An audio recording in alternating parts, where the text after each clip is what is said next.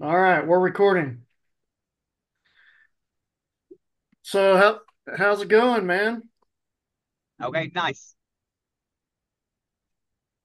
So did you just get done with the workout? Hey man, it's going good. I started up my gym here about 2.5 years ago. So I'm two weeks ago. Um, so I'm a little sweaty right now. But just knocking my last few pounds off. I'm fighting at 135, so I'm allowed to be 136, and I'm about 142 right now. I'll go home. I'll eat a few egg whites, probably three, and I'll drink 1 quart of water before I go to bed. Then I'll wake up in the morning. I'll drink a 8 ounce coffee with nothing in it, and in the morning I'll be about 40, 39, and then I'll go sweat a little bit, put on a sauna suit. Takes me about 50 minutes to lose 6 pounds. So anywhere in 6 pounds, I'll be on weight in 50 minutes. And so today I just went and pulled 3 pounds off. Um, just doing a little light workout just to make that less pounds in the morning. But I don't like being too light because I'm too light, then I feel like trash for a long time. Yeah, yeah.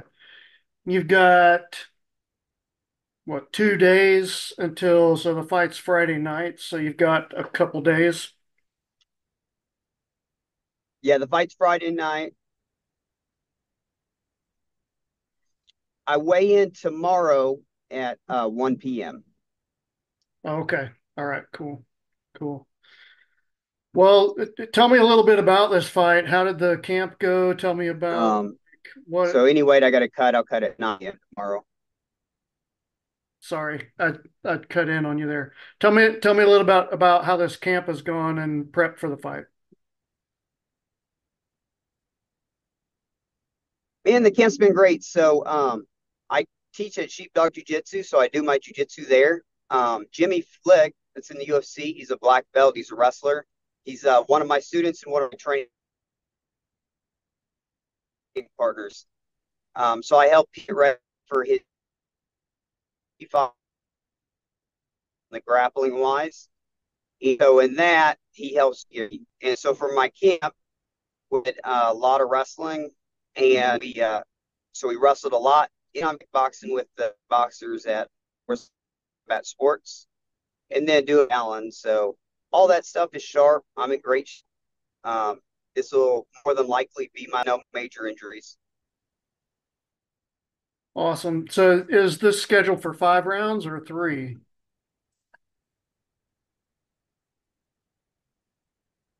3 5s. Three. So it's a non-title fight. Something I haven't been in for a long time. I'd say like my last 8 fights were title fights. So I'm used to the 5 5s, sometimes 5 3s. But I like the extra rounds, but hey, I'm older, and if I don't got to do the extra rounds, I Yeah, don't I was going to feel like say, does that kind of fit your style a little bit, do you think? Do you feel like you'd like having two more rounds to change your strategy a little bit, or does 3 rounds change what you do? I like the 5 rounds because I like to smash people, and if I'm fighting 5 rounds, there's going to be a finish. So sometimes in three there might not be, but when you're fighting threes instead of fives, you just pick the pace up a higher pace than you would if you're fighting fives. At 5 5s, you slow more, and 3 5s, you run more. Yeah, that's just a hard thing for all competitors to gauge is whether it's jujitsu, boxing, MMA, pace is a hard thing to gauge. And so shifting it around and figuring it out for different numbers of rounds seems like it's not the easiest thing in the world to do. On that, I do a lot of training with a heart rate monitor, so I know where my heart rate can be, and I know where it needs to be when I train, and I know where it needs to be when I relax. So I work with that and I watch it. So if my heart rate's too low, then I pick it up. If my heart rate's too Now that makes sense. That's a high, good way heart to rate get. monitor. Like when we were younger and we go hard, different intervals. Yeah. So, what do you think is the most tiring thing in MMA? Like, do you think, for example, is it harder to be taking it down against the cage and trying to stand up, or do you think it's harder to be uh, trading, getting in a aggressive interchange with strikes and then clinching up with somebody and trying and getting gassed that way, or is it That what's uh, the hardest? that depends on you and what. Well, I think that depends on the person. So if you did a lot of wrestling, I'll use example. A college wrestler that fights MMA, when he gets tired, he wrestles. A Yeah, kickboxer, when they get tired, they kickbox. So it's not so much what you're doing, it's what you prepared for. So if I trained for a boxing fight and I did all boxing, when I started wrestling, I'd get tired. If I trained for a match and I'm forced to box, then I get tired. And what's crazy about MMA.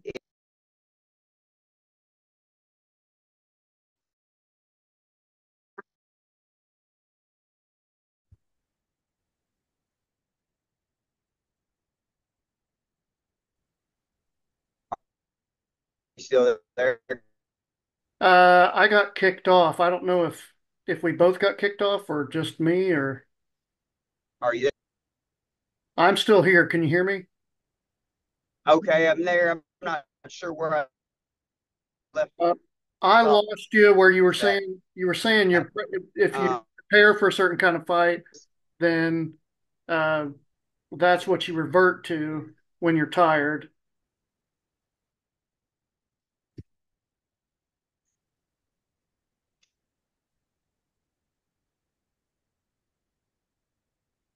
okay, yeah, that's what I was saying. It's about where you're covering control. You don't get just having to give everything I got to fight and survive. You're going to get tired, and that's why sometimes when you watch fights, you see somebody and you're like, man, I can't believe that guy's tired. I thought he should train hard and be in shape.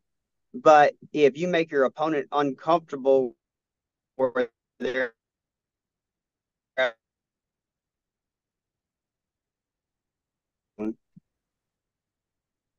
because when you tend to clench your muscles up.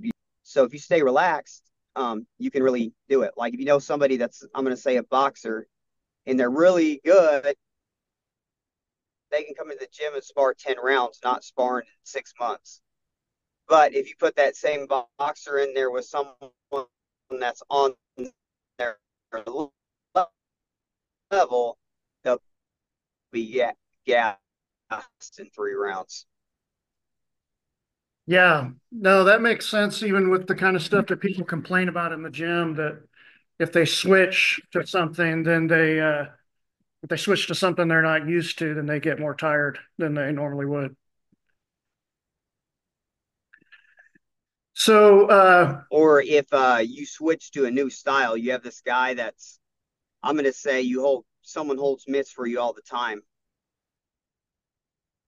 yeah, and then he does something and you get different. used to their style. You can do it and not get tired. But if you yeah, you throw a new guy in the midst that you don't understand their rhythm and their style, your mind's thinking, oh man, I got to do this, I got to do this, oh, and you're trying really hard to do it right, and then that's when you mess up, and that's when you get tired. I guess that kind of goes to I used to think that the saying styles make fights didn't make a lot of sense, but I think nowadays it really does make sense to me. And that would make sense with what you're saying, because if I can take you to where you don't want to be, then I can wear you down. And if you can take me where I don't want to be, then you can wear me down.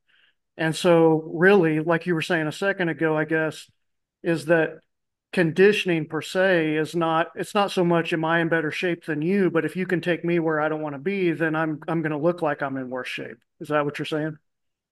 Yeah, pretty much. That's true. There's another part to the picture, and that's your mind. So I'm going to use an example. So if I work really hard to take you down, and I work really hard and I took you down, and you just stand back up, then if I'm like, oh man, I worked so hard and he just stood back up, then I'm going to start getting tired. But if I took you down and I'm like, man, I took him down once, I know I'm going to take him down again. And so I look at that takedown as a positive instead of a struggle, then that makes me not tired. So it's like a lot of being tired is mental. So if you take me down and I stand up and you take me down again and I stand back up, then mentally you're tired. You're like, man, I worked all that hard to get that takedown. Oh man. And man, he just stood right back up. You're going to start wondering if you even want to waste the energy to take me down. And so in that way, you mentally broke, and you mentally breaking there, you're going to break more spots. And so it's like in that scenario, I can mentally break you. And that's always been my kind of deal is be in good shape, be mentally strong, be ready, um, and then break your opponent. Sometimes I did, sometimes I didn't, but often I did. Yeah, I like that concept. Well, let's follow that for a second and try to find out like where do you think you developed that? Do you think you had that before you came to MMA training, jiu-jitsu training, boxing? Do you think you developed it mostly through training? Like where do you think that comes from? Well, I was an Amish kid, so I worked like 12, 14, 16-hour days throwing hay and doing all kinds of stuff. And everyone always said work builds character, work builds character. But we worked our butt off. And so in time, it's just like, hey, that hay bale needs to go there. That wood's not going to split itself. That log's not going to stack itself. So you just did it. And you know, it's like you just go part one, part two, part three until you're done. And so I think that in the same way in the Marine Corps, I went to the Marine Corps, and it's like you just put one foot above the other. You're climbing the mountain, you're doing your crucible. If you look at the top of the mountain, it's tall. But if you just look at it as one more goal, one more step, then it's easy. And I do the same thing with that in fighting. It's like I don't think about, man, 15 minutes is going to make me tired. I think, man, I can do anything I want for the next 3 minutes. The last round you're going out there, it's like this is 5 minutes versus the rest of your life. So when I'm 82 years old, I'll think about the results of this fight. Might not be as important to me as it is today, but for 82 years, however many years I live, I'm going to think about the results. And so when you look at it with that perspective, if you have anything to give, you're going to give it. And if you don't, then why are you doing it? And so fighting's important to me. So is my integrity. So is my ego. So when I fight, one, I'm going to make sure I'm in the best condition I can be in because I know you've watched fights and someone's like losing, but they decide they want to lose. It's like, man, I'm getting beat up. Man, I'm tired. Hey, they turn over and they get rear naked choked. Or they're boxing and they're on the ropes and they just cover up, let you flurry on it. As soon as you get done flurrying, then they jump up and they're like, why did you stop it? Well, if you had that energy, why didn't you use it before? It's because you wanted the ref to stop it. You wanted to get tapped out. You wanted it to be over. And so I think mentally is believing that you're going to win, knowing that you're going to win, and having a plan to win, and then doing your best to win raises your chance of winning dramatically. It doesn't mean you'll win because it's two people in there with the same goal of beating the other person. But if you believe you're going to win and you fight like you're going to win, your chances of winning are dramatically higher than if you don't. Yeah, that's great stuff. You just made me think of something when you said ego, and that's an interesting concept that I've had some development in my thoughts on in the last couple of years. So I want to hear what you have to say about that because I know you've heard this in especially in the jiu-jitsu world, but just in the training world in general, there's a lot of talk about ego where people will say, oh, we want to have no ego or we want to get rid of our egos or whatever. And um, I, I'm not sure that that's the full picture of what we want to do. So give me your thoughts on that. Okay, so I think there's different forms of ego. And so what I mean by that is in training is don't have an ego. Tap if you need to. Don't get hurt. Be a safe training partner. Because in my gym, I always say that your partner's safety and your safety should be number one. So that it's not an ego to get tapped or to not tap in the gym because we get tapped in the gym. It's no big deal. But in fights, and when you're representing yourself, like as a person, as a man, whoever you are, as a woman, if you're a woman and you happen to be listening to this, but it's so I worked hard in many years to be the best me. So when I go out there, I represent myself. I represent the work that I've done. I represent my training partners. I represent everyone I know. I represent my family. And anyone that along the way said, "Oh, Mike is good at jujitsu. Oh, Mike is good at wrestling. Mike is good at boxing. Whatever it is that I'm good at, Mike is a good fighter. Hey, you should watch Micah fight. He's fighting this weekend." I represent all those people and myself. So if I can't go out and do my best, why am I fighting? And I'm not fighting for a paycheck. I don't need a paycheck. Money is nice. I have sponsors. My sponsors depend on me to be my best self. And if I'm not my best self, then I make them look bad. Because they're like, they cared enough to give me money. They cared enough to buy my shirts. They cared enough to put their brand on me. And now I represent all that. So, and I'm a jujitsu instructor. So I represent, in a way, all of my students. Some of them look up to me. They're like, oh, this is my instructor. My instructor's doing jujitsu. They're excited. So if I went out and halfway trained and kind of halfway did it, then I'm letting everyone down. I don't think there's any honor in that.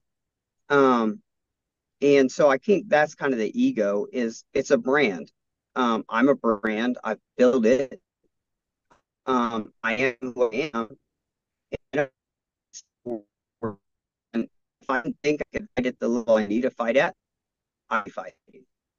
I haven't fought in 4 years, but I don't want to let myself down, and I don't want to let my family down. I don't want to let my wife down. I don't want to let my daughter down. I don't want to get hurt. So with all that stuff in mind, I have an opponent standing in front of me that thinks he can beat me. He wrestled, he boxed, he's tough, he's young, he won his last two fights, submitted one of my students, and that's a that's a lot to be standing across from you. And so I have to be the best me, and I feel like I'm the best me. The truth will come out. The truth will come out on June 21st or Friday. The truth will also come out tomorrow when we step on the scales. The first part of winning a fight is making weight. If you don't make weight, it means you quit already. So I'm going to make weight. Is he? Nice. No, I think that's a good way to put it. I wanted to hear you articulate that because we hear a lot of talk on the other side about the negative effects of over focus on ego. I think there's a lot of good info out there on that, but that was a really good um, laying out of the those ideas of the positive side of ego. We have to have some care about our image, or we wouldn't be doing martial arts, right? Correct. I mean, and two, it takes a lot to step out in front and compete against somebody, especially when people look up to you. So your students look up to you, they trust your technique. If you just go out and look like you never fought before, you didn't care enough to be in shape, or you missed weight and all these things, then what kind of example are you setting? You don't have to win, you just have to do your best. And for me, I feel comfortable in. I've done everything I know how to do. I've wrestled, I've boxed, I did jiu-jitsu, I've trained hard. I'm in good shape. I dieted. I did everything that I can do to um, be the best me. And I never ask my students to win, but I ask them to be their best them. And if I don't think they're prepared, I'll tell them not to do it, even a jiu-jitsu tournament. If Mhm. you're not prepared, you're not representing yourself, and you deserve to be the best you. If you're not, why are you doing it? Mhm. And I know you've heard it in fighting before. Oh well, yeah, we'll just throw you in there this time. I mean, yeah, you're not quite ready, but I mean, if you get beat up, oh well, you'll be better next time. That's broken a lot of people by Yeah, them feeling helpless and feeling dominated and like they weren't ready. So, oh man, I love fighting. I'm going to be Anderson Silva. To man, I'm quitting because I don't like this, yep, yep, and 100%. that's kind of selfish from a promoter's aspect. Yeah, I agree. I agree. Well, let's roll back the clock a bit, if you would, Micah. Tell us a little bit about when you got started in the very beginning with martial arts. What was the first of what you would consider martial art that you took? The first martial I took was Grandmaster Han's Taekwondo and kind of a Kung Fu mix. And they had a saying, and it said, if you don't risk going too far, you'll never know how far you can truly go. Um, and I would think from doing that martial arts, that was the most important thing I learned from it. I learned to be flexible. I learned how to exercise. I learned how to defend myself a little better than if I did nothing. But it was a start. I went from that and I did a judo seminar. And I was like, man, judo's fun. I wish I could do judo, but there was nowhere I could do judo. So at my karate gym, I said, "Hey, can we do one night a week of grappling?" So one night a week, it was Thursday nights, we did an hour of grappling, and we just did what we learned. And so I did that for a couple of years, and I moved to Colorado to live with my grandpa, and I did combat hapkido. And the instructor there, his name was Isaac Costley. I wish I knew how to find him, but he was an older gentleman that had been in the Air Force, and he did professional kickboxing, fought on ESPN, and then he taught Hapkido. And so we did real sparring with kickboxing with gloves and pads. And then we did joint locks and self defense and a little bit of grappling. And so I did that. And then I went from there to the Marine Corps. In the Marine Corps, I did the Marine Corps martial arts. And I went and did a grappling tournament and I got slaughtered. And because I thought I was an expert at grappling and I wasn't. And I didn't want to sandbag. Well, so then I do that, and then I go from that to I did a tournament, and then I was like, man, I'm gonna go to jujitsu. So I found a jujitsu school, Wrights MMA in Jacksonville, North Carolina, and I did jujitsu there. Also did jujitsu in Okinawa, and then after that, I went back home when I got out of the Marine Corps. I did a little bit of Hyostin, which is kind of like Sambo or Sambo and a lot of leg locks. I did that for a year, and then I moved down to Arkansas and trained at TCV Fight Factory and met you there.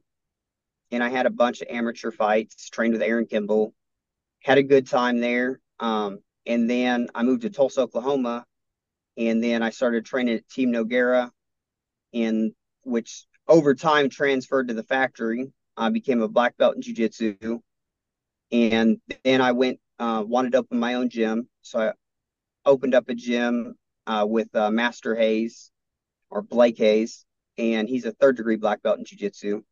So we opened a gym together. I'm an instructor at his gym, and I get a small percentage for teaching. And so that kind of set my journey on. So what I do for a job is teach jiu-jitsu. And then along the way, I never had a goal of I want to get in the UFC, I want to do this, I want to do that. It was like, man, I want to see if my jiu-jitsu works when I'm getting punched in the face. And so I was like, I want to have an amateur fight. So I had some amateur fights. And then I was like, oh, I want to win an amateur title. And I just kept making new goals because back then the UFC's lowest weight class was 155 and I was like 140. And so there's no way in the world I could fight at 155. So I kept doing that. And then slowly I won five amateur titles and then five professional titles. And now I'm looking at retirement in this fight and just moving on coaching. I'm coaching a kid that's in the UFC currently. His name is Jimmy Flick. He's a beast. He also helps me train. He's cornered me in my fight. Another guy in my corner is LT Smash Nelson. He's a bare knuckle world two division world champ, and then he's also kickboxing Muay Thai world champ and a lion fight world champ. So that's my kickboxing guy in my corner. Alan Green's a boxing guy. He's in my corner. He's been in my corner for my last 10 fights. So I have a lot of people riding with me, but in the end, the truth is only I can step in the cage, and that's coming. Now, I'm sure it's going to be a great fight. Um, we're down to about 2 minutes before it's going to kick us off here. So tell us anything that you would have to say as far as wrapping up for the last couple minutes. You got any last minute thoughts on just where to I find? do. Number two is you're gonna check out our following interview. But first, I want to give a shout out to my sponsors: Yeah. DPO Fitness for helping me get in shape, Epic Connection Chiropractic, they work on me weekly. Thomas Woods Insurance, thomaswoodisgood.com. He's a State Farm agent, owns his own company. Forza Combat Sports for working my kickboxing training, Muay Thai training. Family Tree Roofing and Hickman Solution Plumbing and Cooling. They do all my rental property stuff and my personal stuff. Tulsa Commercial Cleaners, they're a business cleaning company. Sacred Ground Properties, if anyone needs roofing done and property stuff on rental properties, they're the people. And then I have Uncle Vinny's New York Pizzeria, where my after party is on Saturday at 11 a.m. I have Sheepdog Jiu Jitsu, where I'm an instructor at. Stealth Angel Massage Therapy. Chris kind of helps keep my body in shape and going. And then a veteran, Sooner Recon Roofing and Sheet Metal. They do a lot of custom metal work on roofs. And so that's that. And then the biggest shout out is to my wife, Jamie, and my daughter, Brittany. They really support me and help uh, make everything I do make sense. Well, that's awesome. And best of luck on Friday. I look forward to hearing how it goes, and we'll sit down again and do another edition of this. It was good to see you, and I know we've got a lot more to talk about, so we'll do a part two to this for sure. Yes, brother. Thank you for having me. Shout out Absolutely. to you. All right. See you, bro.